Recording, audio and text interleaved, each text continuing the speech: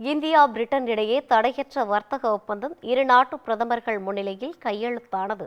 2 நாட்கள் பயணமாக லண்டன் சென்ற பிரதமர் மோடி பிரிட்டன் பிரதமர் கெய்ர் ஸ்டார்மரை சந்தித்து பேசினார். அப்போது இந்தியா இங்கிலாந்து இடையிலான இருதரப்பு உறவுகள் குறித்து இரு நாட்டு தலைவர்களும் பேச்சுவார்த்தை நடத்தினர்.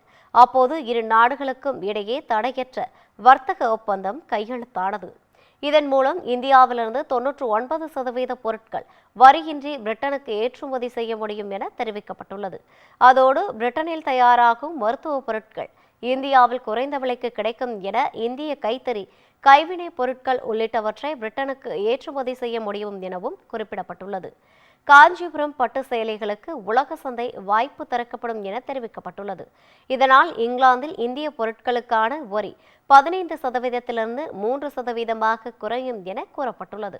தொடர்ந்து பேசிய பிரதமர் நரேந்திர மோடி, இது வர்த்தக ஒப்பந்தம் மட்டுமல்ல, வளர்ச்சிக்கான ஒப்பந்தம் என்றும் இந்திய இளைஞர்கள், விவசாயிகள், மீனவர்கள், தொழில்துறையினர் பலர் பயனடைவார்கள் என்றும் கூறியுள்ளார். தீவிரவாதத்திற்கு எதிராக இந்தியா, பிரிட்டன் நாடுகள் இணைந்து பணியாற்றும் என தெரிவித்துள்ளார். இந்தியாவுடனான ஒப்பந்தம் முக்கிய சாதனை என பிரிட்டன் பிரதமர் கெய்ர் ஸ்டார்மர் குறிப்பிட்டுள்ளார். ஒப்பந்தம் மூலம் பிரிட்டனில் வேலைவாய்ப்பு மற்றும் வணிக வாய்ப்புகள் அதிகரிக்கும் என்றும் அவர் நம்பிக்கை தெரிவித்துள்ளார்.